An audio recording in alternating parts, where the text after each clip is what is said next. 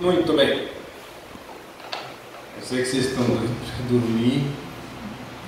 Mais doido é passar a noite acordado, né? Mas tudo bem. Vamos lá. Bom dia. Bom dia. Bom, né?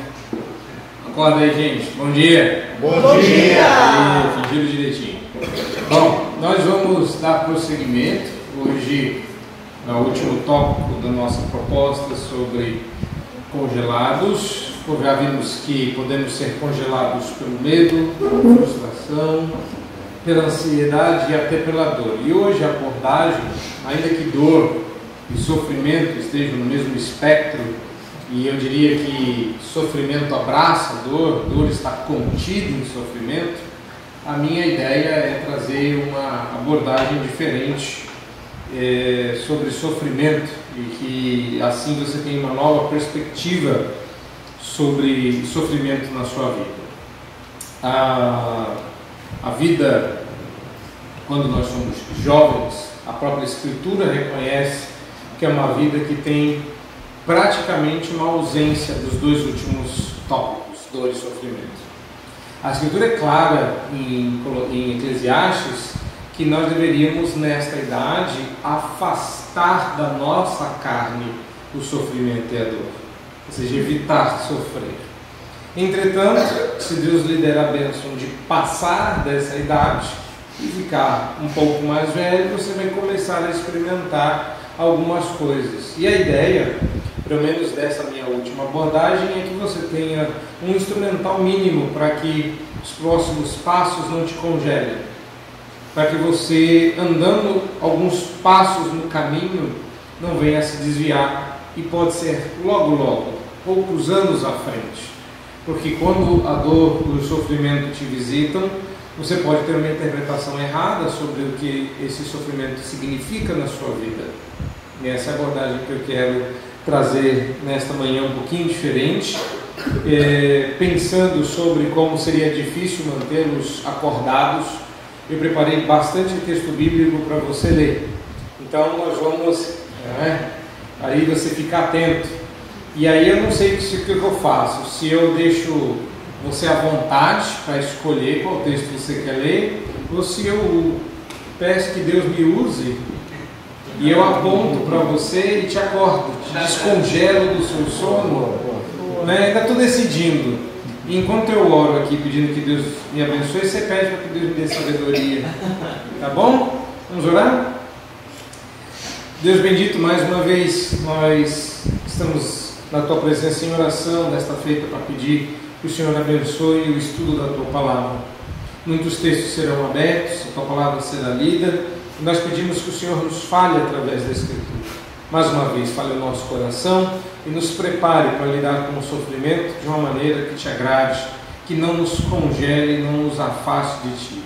Antes que, tal como veremos, o sofrimento seja esse instrumento que nos aproxima do Senhor, que nos faz orar com mais fervor, que nos faz buscar a Tua face com mais frequência, que aquece o nosso coração apesar do frio lá fora. Nós pedimos que as Tuas bênçãos e a Tua presença no nome de Jesus. Amém. Amém.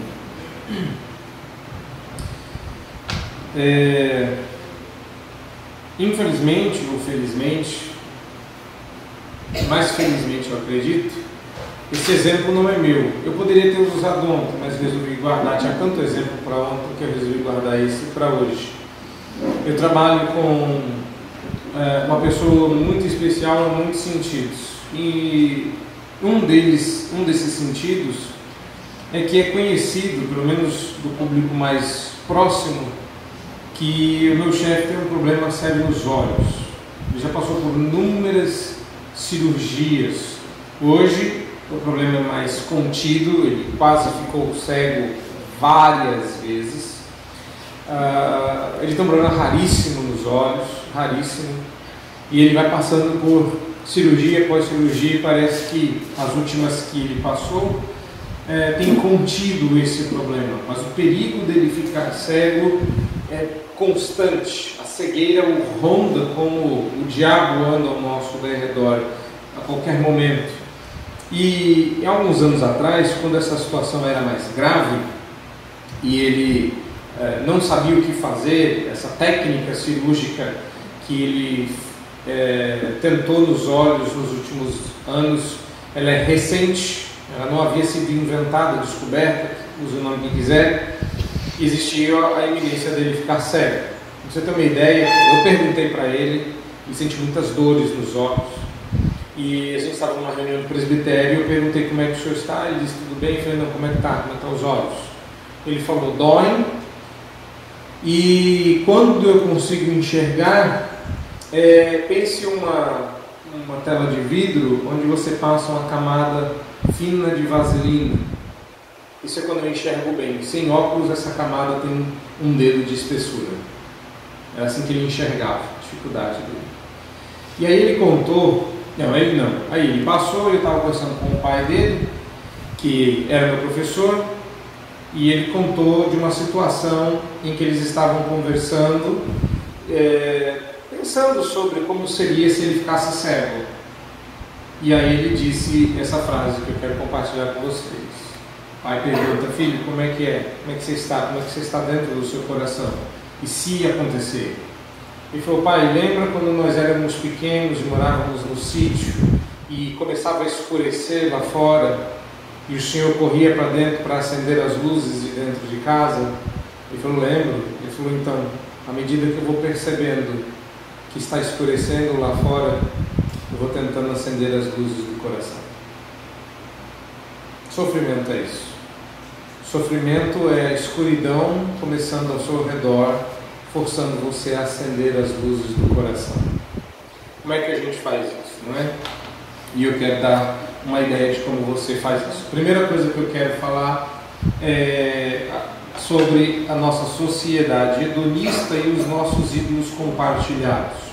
Então, eu uso uma expressão que a gente chama de ídolos compartilhados, ou ídolos comprados e vendidos, baseado em um texto que, se vocês ainda não leram, eu peço que vocês façam isso. Você não pode passar dessa sociedade para a próxima, nem dessa vida, entendeu? Mas dessa sociedade para a próxima sem ler O Peregrino. Esse que eu acho que todos vocês já leram e vocês conhecem muito bem todas as histórias, figuras, né? Acertei, né? Vê como é que Deus fala? Eu sabia já. Mas se você ainda não leu O Peregrino, né? Se você é essa rara, eu estou brincando, viu? Talvez você não sabe nem quem escreveu O Peregrino, né? Mas se você ainda não leu esse livro do John Bunyan, eu recomendo a você que leia. Não o filme. Não o filme. Tem filme, vai sair outro, estão sempre fazendo. Não é o filme que eu quero que você fale. Assista, eu quero que você leia o livro. Não é o filme. O filme eu já assisti, o filme não adianta. Em um momento, ele fala sobre a Feira das Vaidades. E eu pego essa figura e tento explorar ela, porque foi o momento mais marcante para mim. Eu imagino que é um livro, né? Por isso que eu fico meio frustrado com o filme. Aquele momento em que eles chegam na Feira das Vaidades, onde as barraquinhas vendem ídolos. E você pode comprar sem dinheiro e sem preço e carregar esses ídolos dentro do seu coração. Eu sei que a gente, como presbiteriano, gente que se converteu do fogo intenso para o fogo brando, né? Tem quem, não é? Tem esse aí. A gente não se vê como idólatra. A gente acha que os outros são idólatras, a gente acha que idólatra é ou não crente ou católico. A gente não vê a nossa própria idolatria. Então eu quero começar a abrir os seus olhos para um contexto onde o seu sofrimento vai acontecer. Nós vivemos numa sociedade hedonista. Isso quer dizer que a nossa sociedade considera o prazer e o conforto bens máximos, bens superiores. E não é uma coisa que é só da nossa geração. Olha, nossa, hein? É mais sua do que nossa, né? Mas vamos lá, vamos fingir que eu faço parte. Não é? Vamos fingir que eu não ponho o celular no bolso da camisa da frente. E eu vou fingir que eu entendo os memes. Né? Meme não tem a ver com mimi, não, né? Brincando. Aí você acha que isso é uma coisa dessa geração, mas não é. Na verdade, a sociedade hedonista já era da geração dos seus pais, que lutaram para prevenir vocês o máximo que pudessem de sofrimento e dor. Isso não é só da época de vocês. Minha mãe foi me pôr no chão com quase 1 ano, porque eu fui, né? Eu sou primogênito, eu sou o primeiro filho, minha mãe era estéril, não podia ter filhos, Deus concedeu um filho e ela entesourou, eu era o Kiko, não é? Comuniquei. Eu era o Kiko e a minha mãe era a Dona Florinda, né? Eu era o tesouro, né? E se você, atualizando a coisa, eu acho que hoje o tesouro já é outra coisa, né? É o My Precious, né? Eu era o tesouro da minha mãe, assim, o bebezinho de ouro e tal. Mas aí, né, você vai tendo, você sabe que a ordem vai mudando com os filhos, né? No primeiro filho, se a chupeta cai, você ferve a chupeta.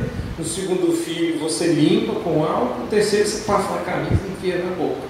Você vai perdendo um pouco dessa ideia de que você tem, mas ainda está lá em nós a ideia de que você tem a missão da sua vida é preservar as pessoas de dor, preservá-las de sofrer, estimular o conforto. E aí essa sociedade inverteu. Você que foi criado como eu dentro disso, passa a achar que Deus me salvou para o conforto. Deus mandou o seu próprio filho para que eu não tivesse sofrimento. Ele sofreu o meu sofrimento e agora eu preciso só gozar dos benefícios disso. Aí começa, eu sou filho do rei, eu não nasci para sofrer, etc. E a gente vai ficando meio frustrado, porque apesar de tudo, mesmo uma sociedade hedonista experimenta dor e sofrimento. O problema não é a sociedade ser hedonista. A sociedade já foi muita coisa no passado. O problema é quando a gente compra os ídolos. O problema é quando a gente chega na cidade da perdição e vê a feira das vaidades, um monte de ídolo brilhante e fala, meu Deus, eu não tenho esse ídolo, tenho que comprar para adorar esse ídolo também. E a nossa sociedade adora o prazer, quer uma vida sem dores, sem incômodos, sem sofrimento. E o conforto se tornou um poderoso Deus no panteão dos deuses modernos. E a idolatria se torna um culto compartilhado que nem os evangélicos, de maneira geral, escapam, né? E antes, o que era privilégio se torna dever. Conforto era um privilégio, hoje obrigação. Você tem que dar, você tem que ter, e sem isso você não vive. Então eu vou pedir que você abra a sua Bíblia, acorda aí. Opa! Quem vai ler para nós? 2 Coríntios 4. Quem? Agora não é nem quem sabe ler, vou perguntar. Quem tiver acordado, pode ler. Opa, ouvi um eu aí? Eu leio? Quem tiver acordado e o cérebro estiver funcionando. Em tudo somos atribulados, mas não angustiados, perplexos, mas não desanimados, perseguidos, mas não desamparados, abatidos, mas não destruídos, trazendo sempre por toda a parte da edificação do Senhor Jesus no corpo, para que a vida de Jesus se manifeste também em nossos corpos. Opa! Você já tinha visto esse texto dessa perspectiva?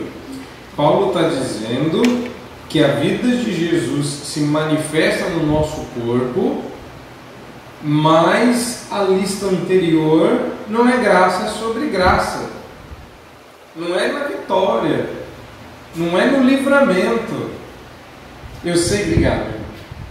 Eu sei que a gente, pelo menos eu não sei vocês, mas eu fui criado, apesar de ter sido sempre presbiteriano, eu fui criado num ambiente bastante dispensacionalista. Vou traduzir. Eu acreditava que um dia viria um anticristo, tipo Deixados para Trás, que ia reinar sobre o mundo e ia trazer uma grande tribulação no fim dos tempos, mas se eu me mantivesse na igreja crente, Deus iria me tirar dessa grande tribulação, porque eu acreditava no arrebatamento. Perdidinho, né? Não, espero que você não creia assim, né? Não, que isso. E essa ideia de que o conforto e Deus vai sempre nos livrar, não é? E que você não vai passar pela situação do sofrimento, antes disso Deus te resgata, ela é falsa. O texto, por exemplo, que a gente está lendo, o texto que eu vou usar como norte da minha abordagem, é que em tudo somos atribulados, mas não angustiados. Mas já atribulado não é bom, angustiado é terrível. Perplexos, mas não desanimados. Perseguidos. É claro que Deus nunca nos desamparará, verso 9, mas Ele não nos eximirá de perseguição. Não permitirá que sejamos destruídos, mas não quer dizer que não sejamos abatidos. E o pior, verso 10, como nosso irmão leu, diz que nós levamos no corpo o morrer de Jesus. Esse Paulo aí não é o Paulo da vitória, né? É um Paulo meio desanimado, né?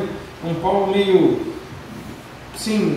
lúgubre, mas não é. Por quê? Porque a ideia de sofrimento, ela não é nova. Vamos dar uma olhada nesse texto também? É claro que a gente já passou por ele, olhando do ângulo feminino. Mas se você observar o contexto, agora a gente vai falar do ângulo masculino, nós aprendemos desde cedo que o sofrimento faz parte da vida. Não é que a gente quer que você sofra, não é que Deus quer que você sofra, mas o pecado faz com que o sofrimento seja parte da existência.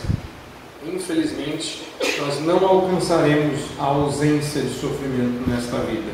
Mas a razão, tanto da dor quanto do sofrimento, conforme vimos, é o mesmo contexto. Gênesis 3, nesse momento em que a gente vai ler, é o momento em que Deus vai distribuir as maldições decorrentes da queda.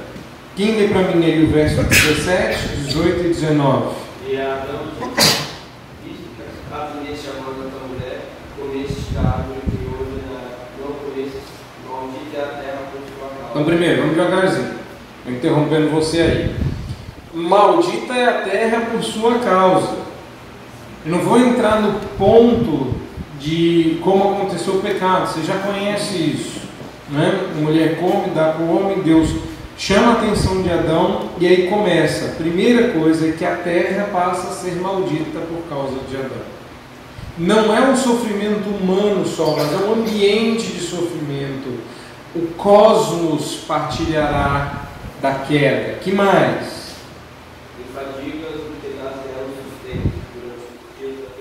A sua vida vai deixar de ser fácil. Olha a diferença. Adão chega num jardim plantado, maravilhoso. Quem fez isso tudo? Fiz para você, Adão. Oh, maravilha. E ele anda lá e só tem o trabalho de estender a mão, pegar a fruta e comer. Agora não. Agora em fadigas. Vai cansar, vai ser ruim, vai dar trabalho. Verso 18. Ela produzirá também cardos e abrolhos, e tu comerás a erva do campo. Então veja bem, não é só o que antes tinha, está difícil de conseguir. Agora não é só difícil de conseguir o que tinha, mas agora passa a ter o que não tinha e é ruim e não dá para comer. Vai nascer entre o que você pode comer, coisas que você não pode, que você tem que tirar, espantar, lutar. Não basta a luta para fazer sair o que pode, agora você tem que lutar para impedir o que não pode de nascer. E no suor do rosto comerás o teu pão, até que tornes a terra, pois dela foste formado. Sempre é pó. Bom, aí Deus faz o prenúncio da morte. Então o que a gente começa a perceber aí? A vida era fácil, maravilhosa, o conforto estava disponível e não havia sofrimento. A partir de agora tem pecado. Tudo que você fizer até a morte vai estar maculado, manchado, corrompido pelo sofrimento. O sofrimento faz parte da vida. Se o sofrimento é inevitável e faz parte da vida, eu preciso fazer uma reflexão sobre o significado do sofrimento. E agora a gente vai olhar mais 2 textos, mas antes disso eu quero abrir os seus olhos para esta perspectiva. Deus não promete que jamais nos dará uma carga maior do que aquilo que desejamos levar. A promessa é de que a carga vai ser do tamanho da nossa potência. Não é aquilo que você não quer levar, é aquilo que você não aguenta levar. Deus não vai passar dos seus limites. Mas aqui cabe um aviso. Acorda para o fato de que você não vai sofrer além do que você aguenta. O problema não é esse. O problema é que você acha que você aguenta pouco. Você acha que o seu limite está num nível. Mas Deus te conhece melhor do que você. E Ele não vai ter pudor de ultrapassar os seus limites. Porque a gente tem um limite. Você sempre tem um momento do absurdo. Não, eu tolero qualquer coisa, mas isso...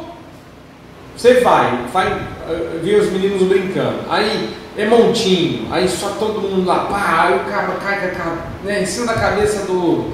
Aí pode, isso pode, não é? Aí vai lá, dorme um agarrado no outro ali, né? Isso pode. Aí vai chegar uma hora que ele fala, não, ó, eu já aguentei montinho, mas pegou na minha meia, porque sempre tem uma coisa assim, nada a ver, fora da curva. Né? Ó, montinho vai, pode dormir comigo aqui, mas não mexe no meu trem. Não mexe na minha. Então tem um negócio assim, só vou pensando que a gente tá lá. Aí não, mas observa, não sei se não sei se deixa de ser, mas o ponto é que a gente estabelece um limite. Tem alguma coisa que você não tolera, que você fala, gente, eu vou até aqui, né? Passou daqui, não dá. Eu tolero muita coisa nessa vida, mas eu não sei vocês, mas no meu caso, eu tenho um problema com não enxergar.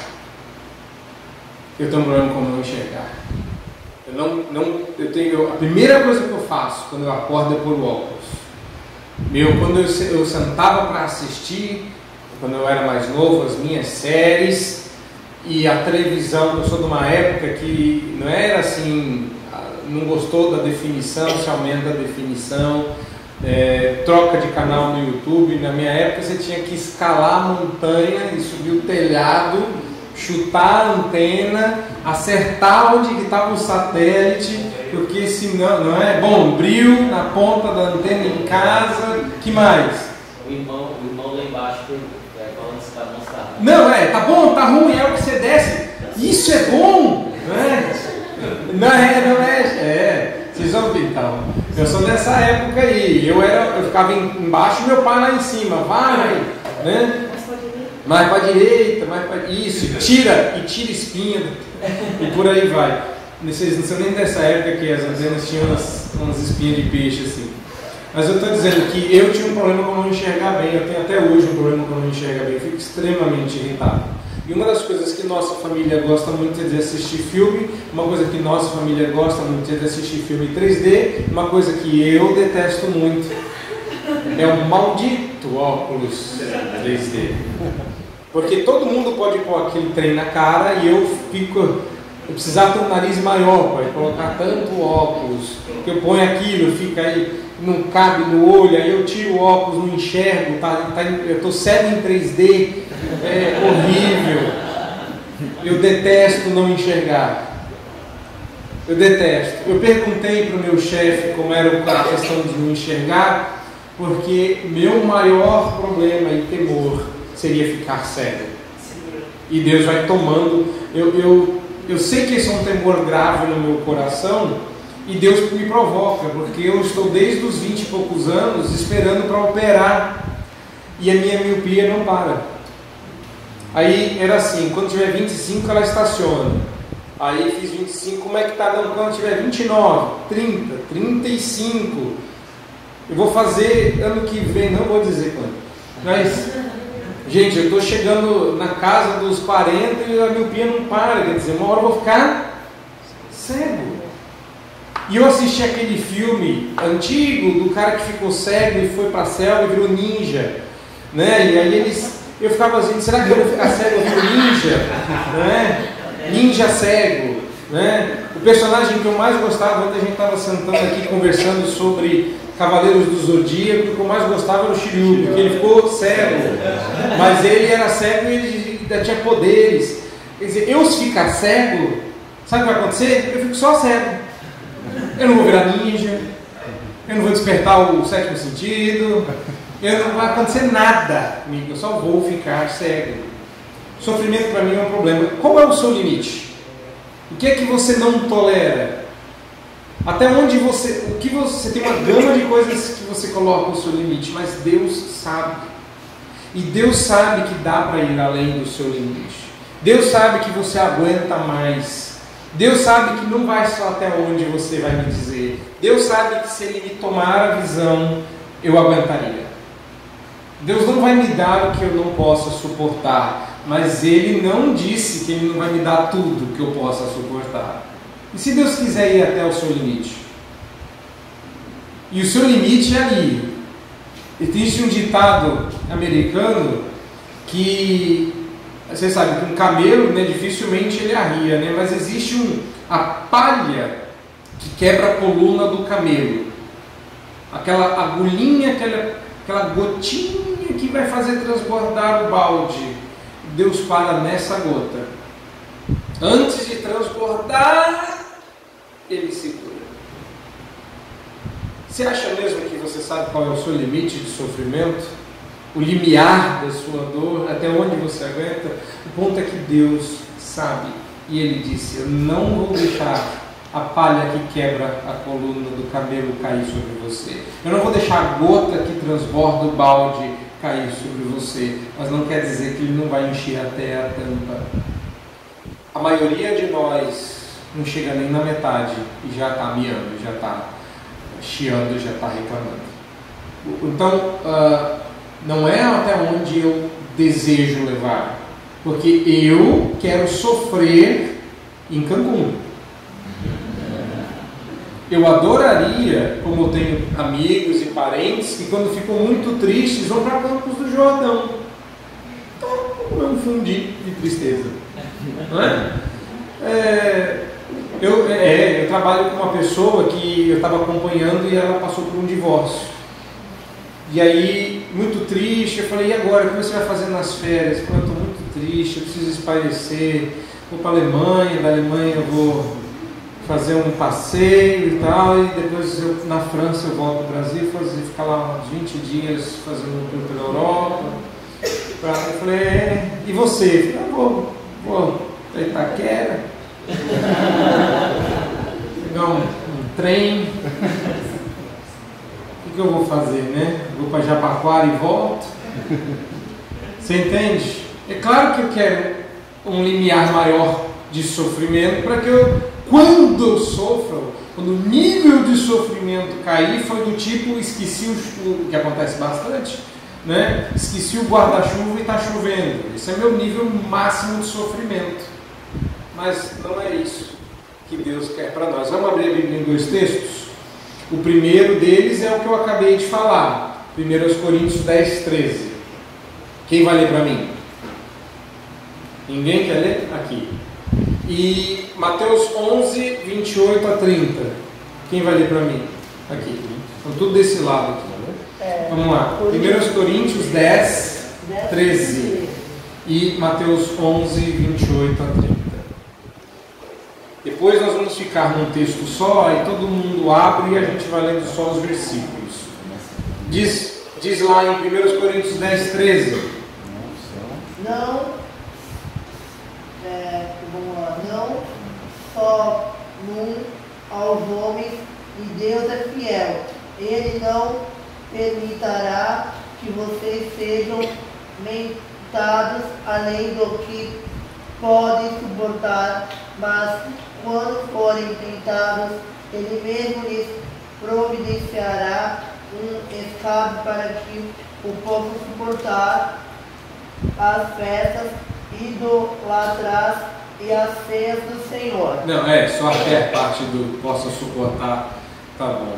Eu gosto desse texto. Esse texto é um alívio, é uma garantia. É literalmente uma garantia. Ele não vai deixar que você seja tentado além das vossas forças. E quando, não é isso que a gente cantou? Enquanto for além, Ele vai dar um escape de modo que você possa suportar. Nesse texto não está dizendo, e quando doer demais eu tiro a dor. Quando você estiver sofrendo eu te arrebato da tribulação. Ele está dizendo que quando estiver difícil demais e eu tiver que colocar um fardo além do que você possa suportar nas suas costas, eu te dou a força necessária para suportar. Eu não vou te livrar do sofrimento, eu vou te dar força para aguentar o sofrimento. Mas eu prometo que você não vai sofrer mais do que você pode suportar. E se eu precisar que você suporte mais, eu mesmo te dou força para isso. Essa é uma garantia. É lindo, é maravilhoso, mas é meio frustrante. E vocês já falaram sobre frustração, não pode. Mas não é o que você deseja, é o que você realmente pode suportar. Mateus 11, 28 a 30.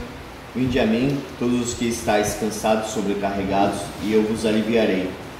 Tomai sobre vós o meu jugo e aprendei de mim, porque sou manso e humilde de coração, e achareis descanso para a vossa alma, porque o meu jugo é suave e o meu fardo é leve. Eu acho que a gente interpreta esse texto errado. Diz, vós que estás cansado e sobrecarregado, põe aqui que eu carrego. E aí a gente põe o nosso jugo sobre o Senhor e sai voando nas asas do Espírito. Não, ele diz assim, vamos trocar de mochila, vamos trocar de jugo. Não é que você vai ficar sem jugo e eu vou ficar com tudo nas minhas costas. Nós vamos trocar, me dá o seu que é pesado, carrega o meu que é leve. Quem fica sem jugo? Ninguém. O sofrimento faz parte dessa vida. Você já reparou que o convite de Jesus não é vem comigo e vamos sair voando, vem comigo e vamos surfar na onda, vem comigo e vamos ser felizes? Cada um pegue a sua cruz e siga-me. Jesus, eu sei que eu vou falar um pouco chocante. Jesus não é o Chapolin. Sigam-me os bons. Não. Quem quiser vir após mim, negue-se a si mesmo, tome a sua cruz. Que amar mais o pai, a mãe e a própria vida não é digno de mim. Só que a cruz que Jesus manda a gente carregar não é um balão em formato de cruz com gás hélio que você carrega flutuando e desfilando por aí como se fosse uma bexiga. Não, a cruz nem é um instrumento de sofrimento. A cruz é um símbolo de morte. Quem carrega a cruz sabe que vai morrer. E esse é o convite. Quer dizer, é o convite mais desanimador que tem. Eu fico imaginando se a gente pregasse o evangelho tipo igual da Bíblia, né? Queria que você tanto se convertesse e virasse crente. Você vai passar a ser perseguido, você vai encarar sofrimentos até o limite que você acha que você pode suportar, vai passar um pouquinho, tem que carregar uma cruz, e aí? Mas tudo bem, você vai ficar abatido, mas não angustiado. Meu Deus do céu, por que você quer que eu passe para isso? E esse é o meu ponto. Para que serve o sofrimento? O que o sofrimento faz conosco? Qual é o papel do sofrimento no plano de Deus para nós? Por que o sofrimento deve ser interpretado diferente? Eu vou preparar vocês para o ápice, não é? Diferente, mas igual. Hoje de manhã vocês não estavam aqui, alguns de vocês, e o nosso irmãozinho falou assim: puxa, ontem teve o maior clímax aqui. Então, nós vamos ter um clímax hoje. Eu não enxergo bem não, mas quem é cego tem um ouvido, né? E aí tem um clímax aqui. A hora que eu chegar no clímax vai ser um pouco surpreendente, mas eu espero que você esteja com o coração preparado. Vamos lá? Agora você abre a sua Bíblia em 1 de Pedro, capítulo 4, e a gente vai ficar nesse capítulo por um bom tempo. Tá? Mas mesmo quando eu mudar, eu vou mudar para outro capítulo neste livro. Eu quero olhar para a 1 de Pedro e enxergar como é que Deus propõe uma teologia de sofrimento. Você fica congelado pelo sofrimento quando você não entende o papel do sofrimento na sua vida e não o recebe como ele é. Veja, sofrimento todo mundo vai ter, sofrimento todo mundo vai passar, mas a maneira como você recebe o sofrimento altera a sua percepção. E aí você pode glorificar a Deus ou não. Vamos dar uma olhada então em 1 de Pedro 4, 12 a 13. Nesse texto, somos admoestados a não pensar que o sofrimento seja algo estranho ou fora do comum. O que diz? E pode ler, qualquer um. Qualquer uma. Eu falo qualquer uma, isso aqui é literal, né? Pode ser mulher também, não se preocupe. Oi? Acho que Ah! Amados, não estranheis o fogo ardente que surge no meio de vós, destinado a provar-vos como se alguma coisa extraordinária vos estivesse acontecendo. Pelo contrário, alegrai-vos na medida em que sois co-participantes dos sofrimentos de Cristo, para que também, na revelação de sua glória, vos alegreis exultando. Pedro é doido. Pedro é doido. Eu gosto de Paulo. Mas Pedro é doido. Sabe o que o Pedro acabou de falar assim? Primeiro, ele deu um fora. Eu vou usar um português bem apropriado. Deu um fora em nós. Porque ele diz assim: não é para estranhar o fogo ardente pelo qual a gente está passando, como se fosse algo extraordinário. Você está achando que... Então essa primeira fora, como assim? Isso aqui é tipo comum, vai acontecer sempre? Não tem nada de ai, porque estou sofrendo, porque eu, Deus. Não tem nada de anormal. Depois ele diz assim: alegrai-vos na medida que sois coparticipantes do sofrimento de Cristo. Eu não sei se vocês lembram disso, mas existe o diretamente proporcional e o inversamente proporcional. Ele está colocando isso como diretamente proporcional. Na mesma medida que você sofre, você se alegra. Só existe uma forma de você fazer isso se você não entender 1 de Pedro, é sendo masoquista. Você não entendeu? Eu vou explicar dando mais um exemplo. Eu não gosto muito dos filmes desse cineasta, mas o Woody Allen, certa feita, confessou que ele tinha alguns problemas. E um deles é que ele era masoquista. O Woody Allen confessou ser masoquista. E você sabe, né? Às vezes a gente usa essas palavras, elas não comunicam muito bem. E um dia ele chegou, isso ele mesmo contava, né? Ele chegou para o pai dele e disse: pai, preciso confessar uma coisa. O pai já ficou meio cabreiro. Aí ele falou: o que foi, moleque? Ele falou: pai, eu sou masoquista. Ah, moleque miserável! E deu uma surra nele. O que masoquista gosta? Nem sabe, né? De apanhar. Aí ele falou para o pai que era masoquista e apanhou. Eu falei: pai, obrigado. Esse é um pai que me ama. Eu digo que gosta de apanhar, ele me bate. O diabo, sei que vocês nem sabem quem é o diabo, porque está ficando velhinho e os filmes dele estão ficando cada vez mais sem graças. Mas a ilustração dele é perfeita. Ele recebeu justamente aquilo que ele queria, ele era sofrer. A maioria de nós não conhece o Woody Allen e não é o Woody Allen. Ninguém gosta de sofrer. Alguém gosta de sofrer? Alguém levanta sua mão, manifesta-se nesse momento? Não, ninguém gostaria de sofrer. Mas e se o sofrimento fosse uma justa paga para um benefício posterior? Você se daria isso. E você já faz isso. Quando você se propõe, como eu ouvi ontem, a todos os dias ir da Baixada Santista para São Paulo, só aparece, para estudar, e se propõe a esse sofrimento, é porque você tem em vista o benefício futuro. Eu vou me formar na faculdade. Quando você se propõe a um sofrimento, eu vou limpar hoje, porque amanhã eu não vou limpar, eu vou fazer hoje, eu vou me sofrer hoje, porque amanhã eu vou ter o benefício, você se propõe compõem. E o benefício que Pedro diz aí qual é? Está no finalzinho. E qual é o benefício que Pedro coloca aí?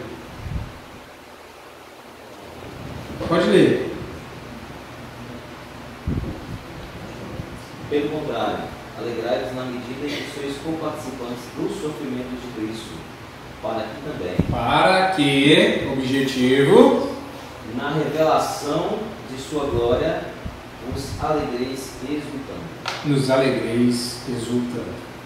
Não é que você vai se alegrar no seu sofrimento presente. Você vai se alegrar quando o sofrimento for retirado. Mas nessa medida, você se alegra porque está sofrendo como Cristo sofreu, para quando Ele revelar a sua glória, você desfrute dessa glória com Ele. Vamos para outro lugar ainda, que é os próximos, pula um versículo aí, vamos lá. Agora, sofrer tem virtude? Sofrer por si só é virtuoso? E a resposta é não. É não. Então, não é alguma coisa que, sei lá, às vezes a gente acha que está aprendendo para alguma coisa que a gente ainda vai passar, às vezes a gente rela num problema ou outro nosso, mas tem alguma coisa que é bem comum da idade de vocês e que eu vou falar que pode estar longe da realidade de vocês, mas não está, que é a automutilação. Eu estou atendendo uma pessoa de 20 e poucos anos, e 20 e bem poucos, que se corta. E toda vez que ela tem uma decepção amorosa, ela se corta. E toda vez que ela encara um problema, ela se corta. Ela não é a única. Algumas pessoas têm chamado a automutilação de a nova anorexia, que é uma outra forma de automutilação. Eu dou graças a Deus que nesse acampamento eu vi que não tem nenhum anoréxico aqui. A anorexia nesse acampamento passou longe, né? Satanás expulsou, né? Agora, eu não sei bulimia, mas a anorexia eu tenho certeza que não tem aqui. Esse eu tenho certeza, não vou falar da anorexia que aqui não tem, né? Mas observa que a gente sempre procura o sofrimento como uma forma de purgação ou de redenção.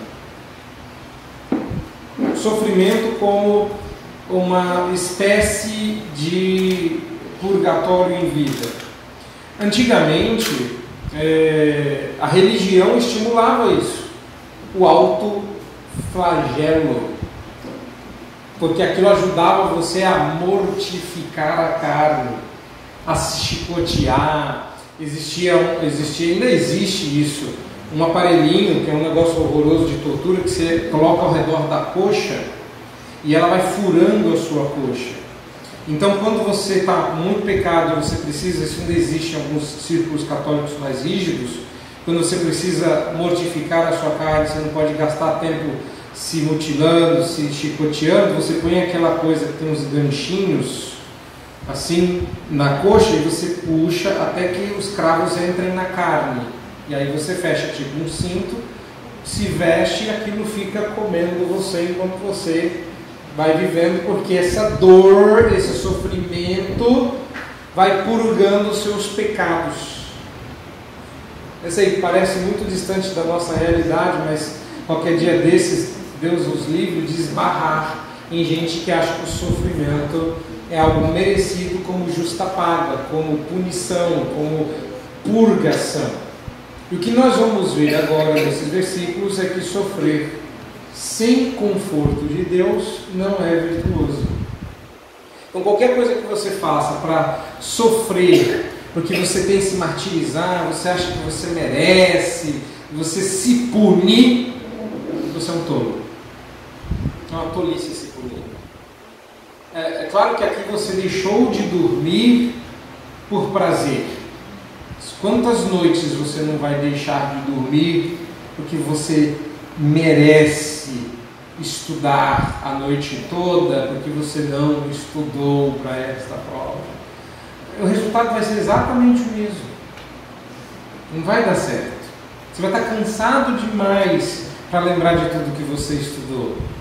Não adianta. Sofrer sem conforto de Deus não é virtuoso. Já o contrário é. Vamos dar uma olhada? Quem lê aí os versos 15 e 16? Só vamos lá, quem começa lá? Vamos lá.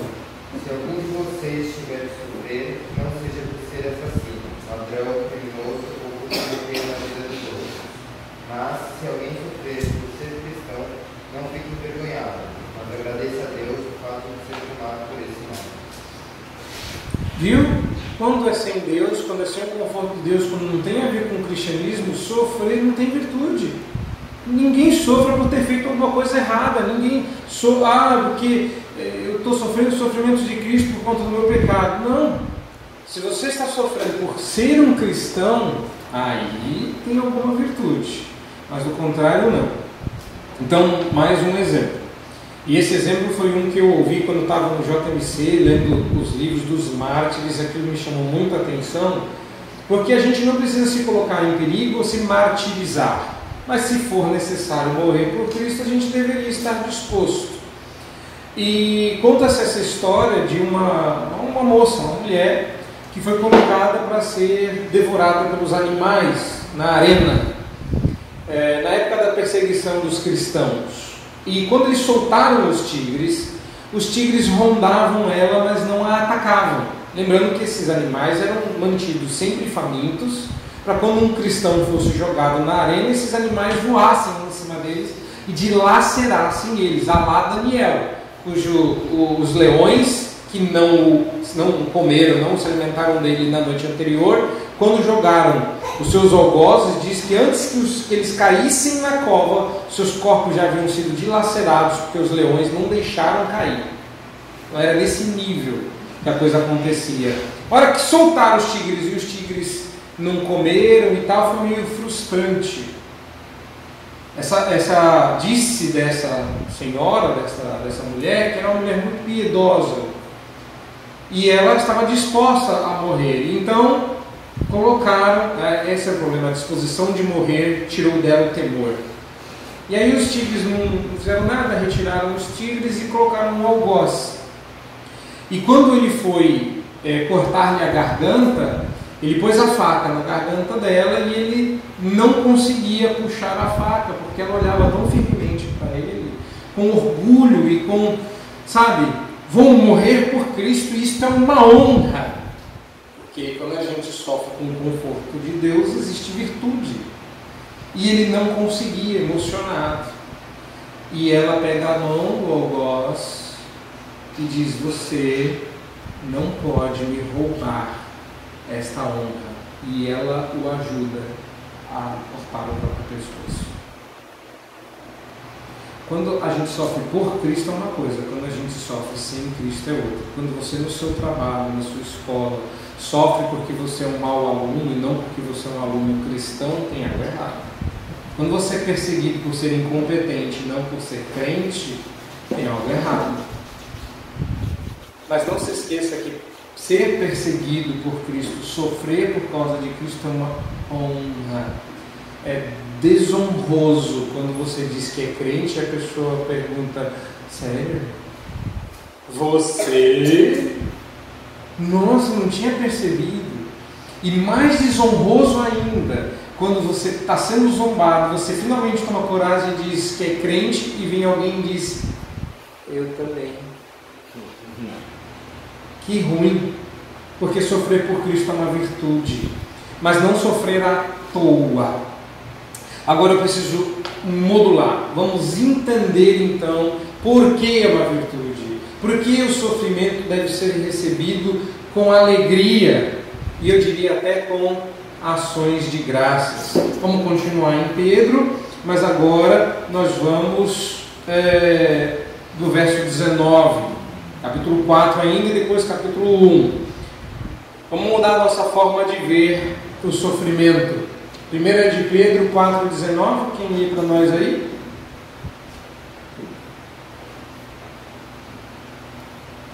Agora.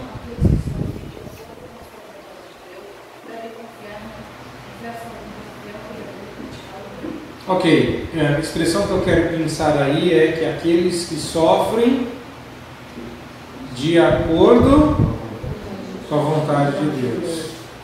algumas pessoas acreditam que o sofrimento seja o que está fora da vontade de Deus. Aí a gente tem que alertar Deus: Deus, estou sofrendo aqui, eu aqui, estou sofrendo. Ah, verdade, o sofrimento não devia estar na sua vida, que você é um crente. Deus vai lá e tira o sofrimento. Mas Pedro diz assim: não. O sofrimento está dentro da vontade de Deus. O sofrimento não é um acidente de percurso, o sofrimento não era para ser assim, não, o sofrimento era para ser, volta aqui, o sofrimento volta, isso, o sofrimento é a própria manifestação da vontade de Deus. Por que eu tenho que começar a mudar a minha perspectiva do sofrimento? Porque o sofrimento está dentro da vontade de Deus. Que mais? Abra sua Bíblia lá em 1 de Pedro 6:9. E aqui a gente aprofunda um pouquinho para a gente chegar no clímax, nos good vibes. Estamos chegando lá. Aguenta firme aí. Não dorme ainda. Vamos lá. Aguenta o sofrimento. O que diz aí? 1 de Pedro 1:6-9. Qualquer um que sabe ler pode ir. Ninguém? Não? Pode repetir, vai lá. Achou? Achei. Existam permanecendo firmes na fé, sabendo que os irmãos que vocês têm em todo o mundo estão passando pelos mesmos sofrimentos.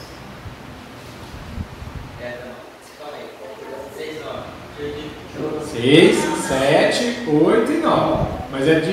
Não, é isso aí. Capítulo 1. Eu não achei, mas eu achei. Nisso vocês exultam, ainda que agora, por um pouco de tempo, devam ser entristecidos por todo tipo de provação. Assim acontece para que fique comprovado. Assim acontece para que fique comprovado que a fé que vocês têm, muito mais valiosa do que o ouro que perece, mesmo purificado pelo fogo, é genuína e resultará em louvor, glória e honra, quando Jesus Cristo for revelado. Mesmo não tendo Cristo, vocês o amam. E, apesar de não terem agora, creem nele e exultam com alegria indizível e gloriosa, pois vocês estão alcançando o alvo de sua fé, a salvação das suas almas. O alvo de sua fé, a salvação de vossas almas. Pedro está dizendo que o fruto do sofrimento é a salvação, quando dentro dos planos de Deus, quando dentro dessa perspectiva. Meus irmãos, por que vocês, meus irmãos, minhas irmãs, né, que eu tenho que dizer isso,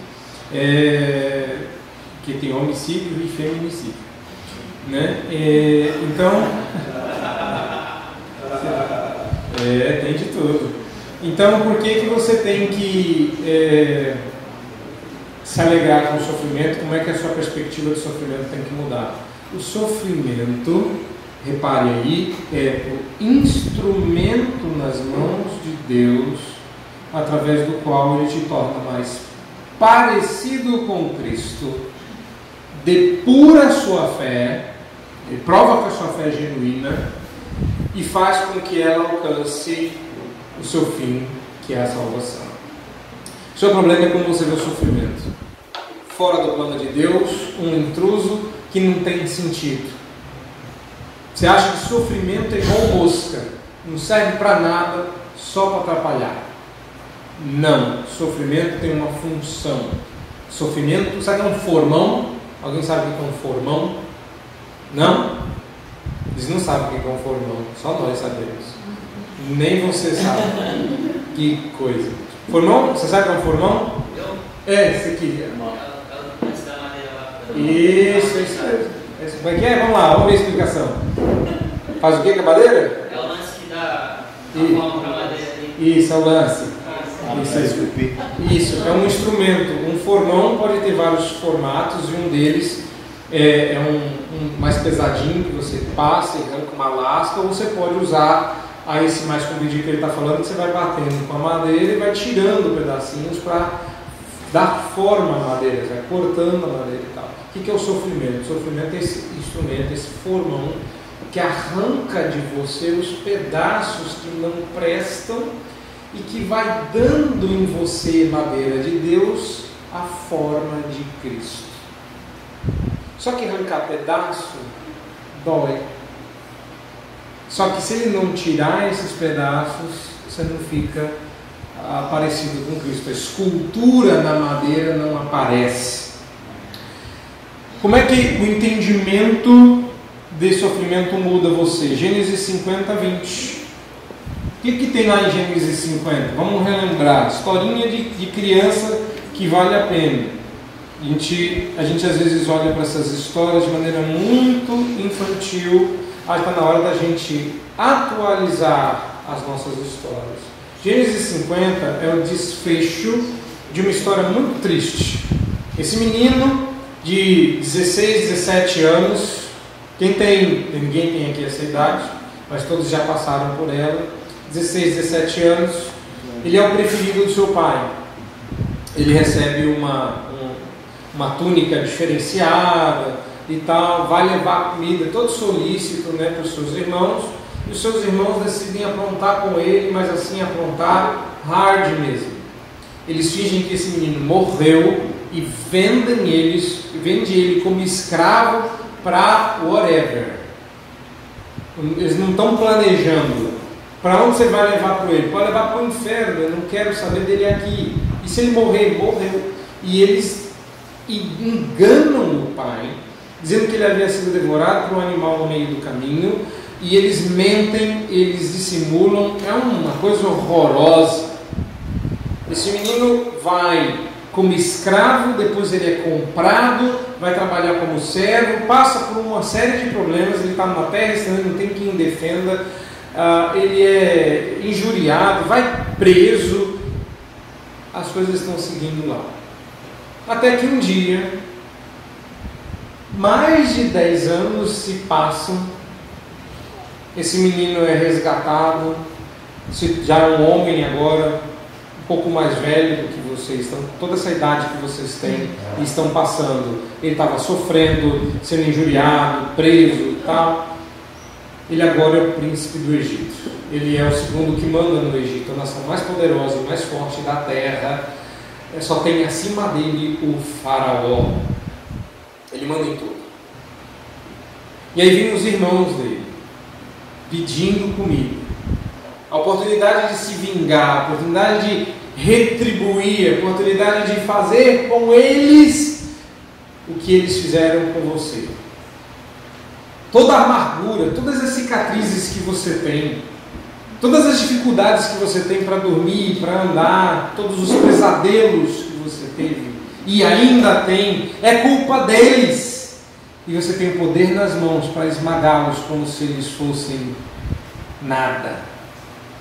E ele resolve, vai e volta, um ioiô aí, né? Vai o irmãozinho, traz o pai, não sei o que. Ele falou: quer saber? Pega a terra de Gósen, dá para eles, eu vou sustentá-los. Eu vou sustentá-los, porque eu sou José. E nesse momento que ele mostra quem ele é, você observa que José tem uma leitura diferente do sofrimento pelo qual ele passou. Olha lá o verso 20, Gênesis 50, 20. Quem vai achar para a gente ouvir a leitura aí? Vós bens intencionais mal contra mim, porém Deus os tornou em bem, para fazer com que vocês vejam nesses dias, para conservar em vida a um povo grande. José entendeu o sofrimento pelo ângulo do propósito. Isso não torna o que os irmãos de José fizeram menos mal. Isso torna o que Deus fez mais maravilhoso. Ele não disse que Deus... E aí é que eu preciso que você olhe o texto, porque o texto da nossa língua, ele dá uma enganada. Ele dá a impressão de que Deus pegou o mal e transformou em bem. É isso que parece no texto, certo? Né? Não sei qual versão sua não dá essa impressão, mas normalmente... Não tenho medo, estarei glorioso. Vocês fizeram mal contra mim, mas Deus o tornou em bem. Não. Não, está errada a tradução, porque o hebraico não diz isso. O hebraico diz algo muito mais maravilhoso. O hebraico diz o que José estava sentindo. Ele não disse assim: Deus pegou o mal de vocês e transformou em bem. Ele diz literalmente isso: vocês estavam intentando, maquinando, planejando o meu mal, mas Deus estava usando este planejamento malvado de vocês. Na mesma hora que vocês planejavam o mal, Deus planejava o bem. Então, o texto literalmente diz assim: vocês intentaram o mal contra mim, mas o intento de Deus era o bem. Ou seja, o plano de Deus era o bem, apesar do plano de vocês ser mal. Ou seja, nunca Deus se virou nos 30, nunca Deus teve que usar o mal estava dentro do plano, o sofrimento era parte do plano. Deus tem um plano no sofrimento, porque, estou falando dos frutos ainda, mas a ideia é que o resultado final, qual é? Está lá no texto: para que vocês sejam salvos, como hoje se vê. Esse é o resultado final. Eu falei do plano, mas eu não quero enfatizar o plano por causa do próximo slide. Mas a nossa teologia não é de todo errada, mas está errada, porque às vezes a gente convida as pessoas a confiar neste plano. E isso qualquer naturalista mais iluminado consegue fazer. Compensação do universo, acreditar num plano maior. A gente focaliza demais o plano e José está focalizando Deus. Ou seja, eu quero que você passe a enxergar, eu quero que você descongele desse sofrimento como José descongelou. Em algum momento José superou a tristeza e a dor do seu sofrimento para poder entender: não, Deus queria que eu fosse um instrumento de salvação. Por quê? Porque nós não estamos confiando num plano, nós estamos confiando numa pessoa. E aqui a gente chega no clímax. O que é o sofrimento? Definição: o sofrimento é um presente de Deus para você. Eu sei que você não veria assim, eu sei disso, e você está errado. Eu quero que você volte agora, último texto, para Jó.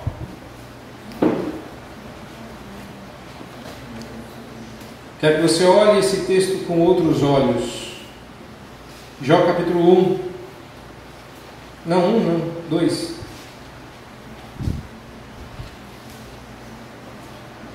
É capítulo 2, perdão.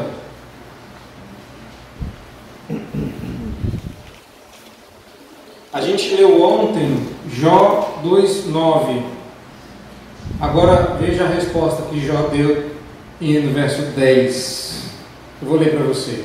Não se aveste. Olhe lá e confere com seus próprios olhos. No verso 9, a esposa dele diz assim: eu interpreto o sofrimento como algo muito ruim. Eu interpreto o sofrimento como algo fora do plano de Deus. Não pode ter um propósito por todo esse sofrimento. E observa, ela não ataca o plano, ela ataca a pessoa. Amaldiçoa a Deus e morre. Ela fala assim: diz que o plano é ruim. Não, amaldiçoa a Deus, a pessoa. A resposta de Jó é fantástica, verso 10. Mas ele lhe respondeu: falas como qualquer doida. Temos recebido o bem de Deus e não receberíamos também o mal, e em tudo isto não pecou Jó com os seus lábios. Repare que a expressão aqui não é, você está olhando aí no seu texto, não é mal com U. Sei que a gente não sabe mais a diferença, qual que é mal com U ou mal com L, depende de onde você vem, né? Se você for do interior, é mal com U, é isso? Será que é isso? Mal com L é se você for português, se você tiver uma, né? Que é a diferença, né? Mas não é isso não, é porque a palavra aí é uma palavra muito emblemática para os seminaristas e futuros seminaristas de plantão, a palavra é Ra. A palavra é mal com L, a palavra é tristeza, dor, sofrimento. Jó não está dizendo que, igual a gente está falando, que uma coisa é boa e a outra coisa é má. Porque o contraste não é entre bom e mal. O contraste aí é entre bem e mal. Não é isso? Ele fala, o bem e o mal são faces da mesma moeda. É um presente que Deus dá. Isso que Jó está dizendo. Eu recebo de Deus o bem, porque eu me negaria a receber o mal. Vem das mesmas mãos. A pergunta é, se Deus te ama e Ele quer o seu bem maior, e Deus está te dando alguma coisa, Deus te dá alguma coisa que te faz mal? Sim, porque isso é um bem. Deixa eu explicar. O presente de Deus, o sofrimento a que eu estou me referindo, o que a gente está chamando de presente, é que Ele é enviado às nossas vidas para fazer coisas que não poderiam. Não tem jeito, o sofrimento faz parte. Eu encerro com mais uma historinha, dessa vez engraçada. Meu professor estava para cortar o cabelo e tinha um senhor do lado dele com uma criança muito arteira. E ela não parava quieto de jeito nenhum. E aí o pai ameaçava toda hora, para senão eu te bato. E a criança nunca para sob ameaça, para senão eu te bato, não funciona, para senão eu te bato, não funciona. Aí ele começou, para senão eu vou te pegar, para senão eu vou te dar uma cintada. Ela quase prometendo matar o menino, né? Para senão eu arranco o seu baço. E o menino não parava, nada que ele ameaçasse, para senão eu arranco sua cabeça fora. E nada fazia esse menino parar. E então, opa, morreu aqui. E então, nada fazendo esse menino parar, para senão isso, para senão aquilo, o menino não parava, meu professor perdeu a paciência e... Só. Tem no finalzinho, a última ilustração. E aí ele disse assim, vendo que o menino não ia parar, com todas as ameaças de mal, ele virou assim, perdeu a paciência e falou, para senão eu te dou um pirulito. Aí o menino congelou. Porque normalmente a gente ameaça com coisa ruim, né? Para senão eu te bato, para senão eu te pego, para senão vai doer. Aí ele não para, ele falou, para isso com um pirulito. Aí o menino travou, deu tela azul. Para senão, se eu não parar, ele vai me dar um pirulito, né? Há coisas que você não vai mudar na sua vida a menos que o sofrimento te visite. A menos que você seja sacudido pelo sofrimento. É assim que eu quero que você se desafie esta manhã. Que você passe a ver o sofrimento de outra forma. O que é o sofrimento? O sofrimento é um presente de Deus. Ele te leva para lugares onde você não iria por conta própria. Você não se voluntariaria para passar, para fortalecer a sua fé. E aí eu quero te dizer algumas coisas. Quando você pede para Deus aumentar a sua fé, você está pedindo para Deus te mandar sofrimento. Se você não pedir para você aumentar a sua fé, você vai continuar com uma fé pequena e inútil. Então, se correr, o bicho pega. Se ficar, o bicho come. Você tem que aumentar a sua fé. Mas se você pedir isso, sabe que você está pedindo oportunidades para pôr a sua fé em ação. E não tem lugar mais propício.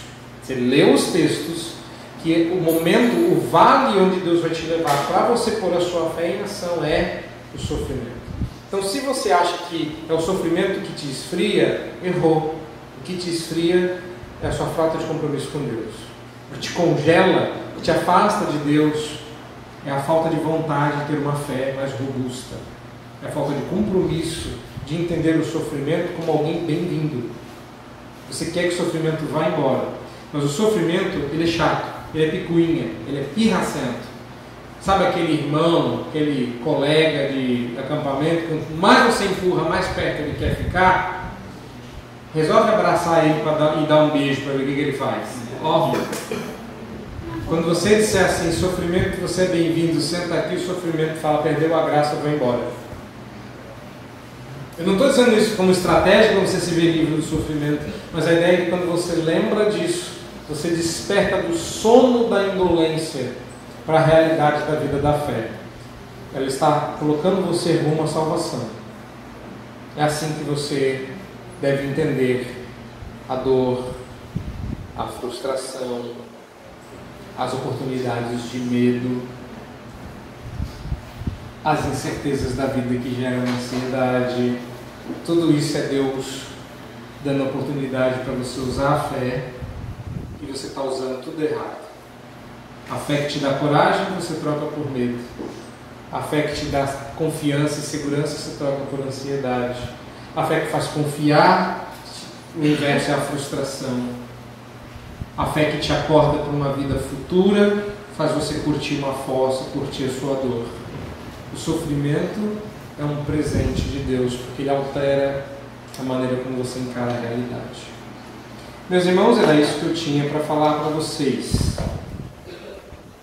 Viu? Eu quero encerrar orando, mas eu queria antes agradecer a oportunidade. Eu vou agradecer hoje à noite com um conselho, mas eu quero agradecer que vocês... acho que vocês viriam mesmo, porque... não, né? Mas eu quero agradecer que vocês vieram, quero agradecer que vocês lutaram bravamente contra o sono e o cansaço, entendeu? O coração habitando na cama, o coração dizendo, sabe, a cama chamando, e o cansaço, e vocês lutaram. Eu quero agradecer pela estadia, pelo cuidado, entendeu? Pela maneira carinhosa com que vocês me receberam a minha família. Eu quero agradecer pelas conversas, pelo ambiente que vocês proporcionaram. Quero louvar a Deus pela vida de vocês. Alguns de vocês aí não sabem, mas vocês deram excelentes exemplos de cristianismo. A gente ficou muito feliz. E quero agradecer o seminarista e irmão Luiz por ter me convidado, por ter me dado o privilégio de estar com vocês nesse dia. E se não fosse ter se lembrado de mim, o privilégio teria sido de outro. Então, eu estou muito feliz, muito grato por estar aqui. Quero agradecer, deixar pública a gratidão minha e da minha família. Vamos orar? Vamos orar. Senhor nosso Deus, nós te agradecemos pelo tempo que a gente passou aqui, pela conversa que a gente teve, pelo passeio pelas Escrituras. Vimos muita coisa e não sabemos aquilo que o Senhor vai fazer calar no coração de cada um. Mas ajuda-nos a entender a realidade a partir da sua perspectiva, para que a nossa fé não congele. Ajuda-nos a ver que a verdade é que o Senhor quer o nosso bem maior e que isso pode passar pelo sofrimento presente, que é breve, é rápido, mas quando a gente recebe Ele como vindo das Tuas mãos, sabemos que um Deus que nos ama e quer bem, nunca nos dará coisas que sejam ruins. O Senhor nos dá o bem e o mal, porque eles cooperam para o nosso bem. Eles cumprem os Teus planos para a nossa vida e nos transformam dia a dia em alguém mais parecido com Cristo. Dá-nos um coração aberto a receber as pancadas do formão, sabendo que aquele pedaço que se vai porque ele não coopera com a imagem que o Senhor está moldando em nós. Dá ao nosso coração a alegria de saber que o resultado final dessa escultura é a imagem de Cristo esculpida em nós, e que isso nos motive a aguentar qualquer sofrimento, porque valerá a pena. Aquece a nossa fé, porque ela é provada nesse cadinho, porque ela é provada como genuína e ela aponta para a nossa salvação. Ela é uma fé salvadora. Por isso, a Deus, nós te rendemos graças e te louvamos o nome, porque o Senhor nos dá este momento de reflexão na Tua palavra. Oramos em nome de Cristo Jesus, o Senhor. Amém. Amém.